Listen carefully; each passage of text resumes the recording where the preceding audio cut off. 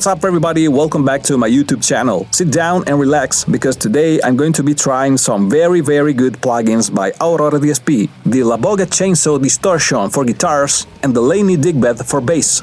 Before starting guys, please subscribe to the channel for free, leave a like and a comment below. This is a very low budget channel guys, your free subscription helps me a lot to grow on YouTube and to produce better content. Thank you. It's a game of giving and taking, so I like rewarding you guys too, and I'm sharing the whole project with you all. You can find all the links in the description below.